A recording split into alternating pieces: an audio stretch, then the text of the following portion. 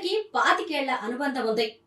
ఆయన మాజీ ఎమ్మెల్సీ, తెలంగాణ భవన్ ఇన్ఛార్జిగా, అలాగే టీఆర్ఎస్ పార్టీ ప్రధాన కార్యదర్శిగా సుదీర్ఘకాలం పనిచేశారు.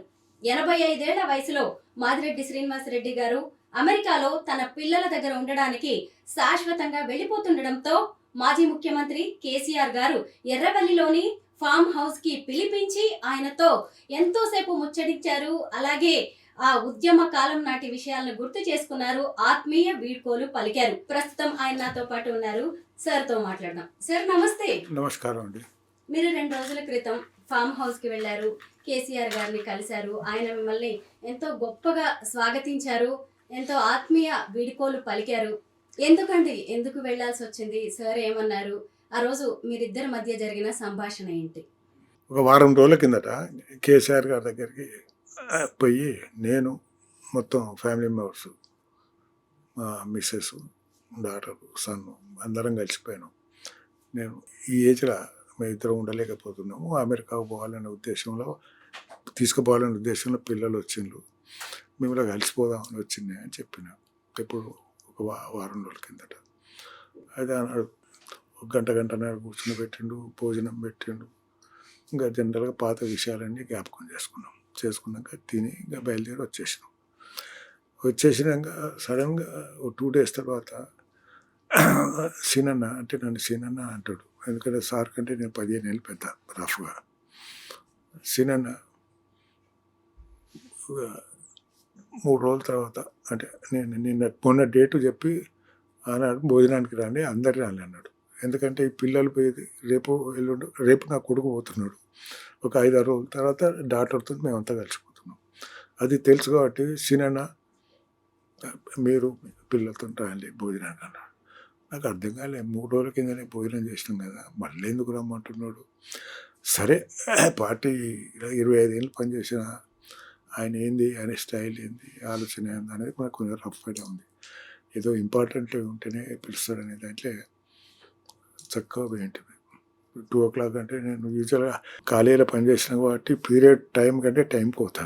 2 అంటే ఎగ్జాక్ట్ 2 o'clock పోయారు. ఆయన నా కొరకు వెయిట్ చేస్తుండే. అయితే ఏమనుకో, ఓన్లీ మంచి వచ్చాడో ఆనాడు వేరే ఎవరికి పర్మిషన్ ఇవ్వలే. ఇంకా మేము వస్తున్నామో లీజర్గా మాట్లాడాలనుకున్నామో. జనరల్గా ఫామ్లో కూడా చాలామంది పోతూ ఉంటారు, కలుస్తూ ఉంటారు. మేము వరకు మంచిగా సారు లీజర్ కూర్చున్నాడు. మేము 12 గంటలకు పైన పోగానే వచ్చి కూర్చున్నాడు. ఇంకా అదొకటి మాట్లాడుండే. తర్వాత ఇంకా 2 o'clock భోజనం చేసినాక నేను వెళ్ళి 3 అయినట్టున్నదిలే, 3:30 అంటే ఫామ్ నుంచి ఇంటికి రావాలంటేనే 1 hour 45 minutes పడుతుంది. కాబట్టి 3:30 ఆ ప్రాంతంలో వదిలిపెట్టి ఇంకా అప్పటి వరకు ఆయన అడిగిన క్వశ్చన్స్ అన్నిటికీ మనం ఆన్సర్ చేస్తాం అన్నట్టు. కేసీఆర్ గారిని చూడగానే ఎవరికైనా పెద్ద పులి అనిపిస్తారు కదా, మీకేమనిపిస్తుంది కేసీఆర్ గారిని? నాకేం లేదు, ఆయన చూస్తే ఒక ఫ్యామిలీ మెంబర్ చూసినట్టు అవుతుంది. నేను చాలా క్యాజువల్గా పోతాను ఆయన దగ్గరికి. ఏదన్నా ఉంటే ఇమీడియట్గా చెప్తా, ఇదే ఇష్యూ అని. లేకుంటే కూర్చుంటా, నువ్వు ఎందుకు వచ్చినావు అని కూడా ఆయన అడిగాడు. ఏదన్నా ఇష్యూ ఉంటే మాట్లాడతా, లేకుంటే వచ్చేస్తా అంతే. కేసీఆర్ గారు మొన్న మీరు భోజనానికి వెళ్ళినప్పుడు, మీకు ఆత్మీయ వీడ్కోలు ఇస్తున్నప్పుడు మీకు ఒక బంగారు చైన్ లాకెట్ ఇచ్చారు కదా, ఒకసారి చూపిస్తారా? ఎందుకంటే ఆయన మీకు ఎన్నో కానుకలు ఇచ్చి ఉండొచ్చు, కానీ ఇంకా వెళ్ళేటప్పుడు నా గుర్తుగా ఎప్పుడు నీ మీదే ఉండాలి, నీ ఒంటి మీద ఉండాలి అన్నట్టుగా ఆయన మీకు ఇచ్చి ఉంటారు కదా. ఓ కేసీఆర్ అని రాశారా? With love KCR. అయ్యో, ఎంత ప్రేమ నిజంగా మీరంటే. మీరు ఇక్కడి నుంచి వెళ్ళిపోతున్నారు, మీ శేష జీవితాన్ని మీ పిల్లలతో గడపాలి అనుకుంటున్నారు అని తెలిసి ఆయన ఎంత ఇష్టంగా డిజైన్ సెలెక్ట్ చేసి ఉంటారు కదా, ఆ చైన్ గానీ ఆ లాకెట్. అందుకనే తీసి పెడుతున్నా, విత్ లవ్ కేసీఆర్. ఎప్పటికీ మీకు గుర్తుంటుంది కేసీఆర్ గారు. కేసీఆర్ అనగానే మీకు ఏం గుర్తొస్తుంది చెప్పండి? నాకు ఆయనతోని ఎమోషనల్ ఇష్యూ ఆయనతో డిస్కస్ చేసింది అండి. రొటీన్ ఇష్యూస్, ఎమోషన్ కూడా రొటీన్గా మాట్లాడేది కాబట్టి నాకేమనిపించేది. కానీ నాకు పాత జ్ఞాపకాలన్నీ వస్తూ ఉంటుంది, నాకు కొంచెం హ్యాపీ అనిపిస్తుంది. నిజంగా చెప్తే ఒక విధంగా నేను అదృష్టవంతునే అనిపిస్తుంది. నెంబర్ 1 ఉద్యమంలో పార్టిసిపేట్ చేసుకోగాక తెలంగాణ ఉద్యమంలో మెంబర్ అయ్యి తెలంగాణ సాధించడానికి నేను కూడా ఒక దాని ఏమంటే ఒక మెంబర్గా ఉండడం జరిగింది. రెండోది ఇంకా దానికి ఇంకా నాకు అందుకంటే సాటిస్ఫాక్షన్ అయింది అది అన్నట్టు. అందుకని నాకు తెలంగాణ రాష్ట్ర సాధకులు కేసీఆర్ గారు అయితే ఆయన రాష్ట్రాన్ని ఎంత కష్టపడి సాధించారో మనకి తెలిసిందే. ప్రాణాలను పణంగా పెట్టి ఆయన రాష్ట్రాన్ని తీసుకొచ్చారు మనందరి కోసం. అయితే ఆ దీక్షా దివస్ గురించి మనం ఖచ్చితంగా మాట్లాడుకోవాలి. 2009 నవంబర్ 29 నుంచి డిసెంబర్ 9వ తారీఖు వరకు 11 రోజుల పాటు ఆయన ఆమరణ నిరాహార దీక్ష చేశారు. కేసీఆర్ సచ్చుడో తెలంగాణ వచ్చుడో. ఆయన ఎంత కష్టపడి ఆయన స్టాండ్ మీద నిలబడి ప్రాణాలని పణంగా పెట్టి తీసుకొచ్చిన తెలంగాణ ఇది. అయితే అప్పుడు మీరు ఆయనతోనే ఉన్నారు, ఆయన వెన్నంటి ఉన్నారు కదా, ఆ రోజుల్ని గుర్తు చేసుకున్నాం. ఇంకా కేసీఆర్ గారు డిసిషన్ తీసుకుంటే ఇంకా దాన్ని చేంజ్ చేసే ముచ్చటే లేదు. ఎవరైనా చెప్పినా కూడా గొడవ చెప్పినట్టే తప్ప ఆయన ఏదో ఇంటడు చేస్తాడని కాదు.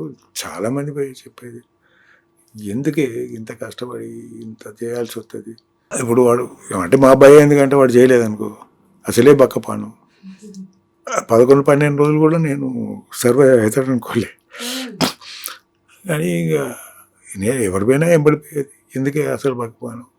అంటే ఎప్పుడైనా తెచ్చుకోవచ్చు కదా, నువ్వు కొంచెం తొందరపడ్డవి, కొంచెం చూడు, డిసిషన్ చేంజ్ చేసుకుంటే బెటర్ అని అప్పుడున్న పెద్ద లీడర్స్ ఎవరున్నా అందరు పోయి అడిగిండ్రు. అడిగితే నో అన్నాడు. నేను కూడా ఆ 11 రోజులు ఏదైతే నాకు 9 రోజుల తర్వాత నాకు కూడా ఆశ జాలింది. బహుశా కేసీఆర్ బతకకపోవచ్చు ఎందుకంటే బక్కపానం కదా. అప్పటికే హాస్పిటల్లో తీసుకుపోయిండ్రు, అక్కడ జాయిన్ అయ్యిండ్రు, మళ్ళీ మమ్మల్ని లోపలికి పంపించకపోయేది ఏమన్నా చూద్దామంటే. అట్లా నాకు 9 రోజుల తర్వాత నాకు కేసీఆర్ కింద కొంచెం బహుశా సర్వైవ్ కాకపోవచ్చు. బట్ ఆ పరిస్థితి మరి ఉన్న ఆంధ్ర గవర్నమెంట్ ఏమనుకున్నదో ఈయనకేమన్నా అయితే ఇంకా ఉద్యమం విజృంభిస్తుందో అనే ఉద్దేశం వచ్చిందో ఏమో. సరే ఇంకా దగ్గరకు వచ్చి మేము కన్సిడర్ చేస్తాం చూస్తాం అని పిలిచి విరమింపజేసిండ్రు. కానీ అప్పుడైతే నాకు కేసీఆర్ అసలే బక్కపానం 10-11 రోజులు ఏం తినలేదంటే నాకు బహుశా సర్వైవ్ కావడానే అనుకున్నాను నేను.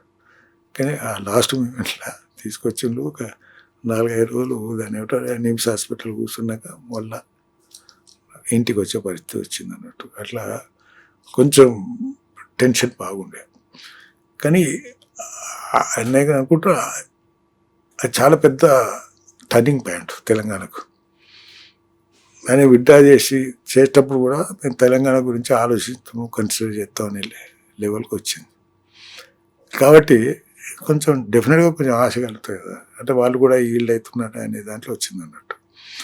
అయితే కేసీఆర్ గారు అదొకటే కాక కేసీఆర్ గారు ఢిల్లీకి పోయి ఆయన కలవని అపోజిషన్ పార్టీ లేదు, అందరినీ కలిసేది. తెలంగాణ అవసరం ఏంది, సపరేట్ తెలంగాణ ఇప్పుడు ఉన్నందుకు నష్టమే వస్తుంది. వచ్చే అడ్వాంటేజ్ అంటే ఆడ ఒక 5-6 నెలలు హైదరాబాద్ రాకుండా అక్కడ కూర్చుంటే బహుశా నేషనల్ పార్టీస్ చిన్నది పెద్దది అనేది లేకుండా అందరు పోయి కలిసి వాళ్ళందరినీ కన్విన్స్ చేసే ప్రయత్నం చేసిండు. కన్విన్స్ అయిన్లు. ఇంకా బహుశా అప్పటికే ఇక్కడ ఉన్న గవర్నమెంట్ వెరీ అనేది చేసినట్టున్నది. ఇంకా లాభం లేదు, తెలంగాణ ఇస్తేనే బెటరు, లేకపోతే ఇంకో తిరిగి పోతుంది అనే దాంట్లో అది తెలంగాణ వచ్చింది. అది ఆయన ఆ indefinite fasting it is turning point. కానీ మాకైతే ఆశ లేకుండా ఆయన సర్వే అవుతాడు. ఎందుకంటే బక్కపాను మాకు టెన్షన్ ఉండే, కానీ మంచి వచ్చాడు ఒక మొండి డిసిషన్ తీసుకున్నాడు కాబట్టి అది తెలంగాణ కలిసి వచ్చింది. Thank you so much sir.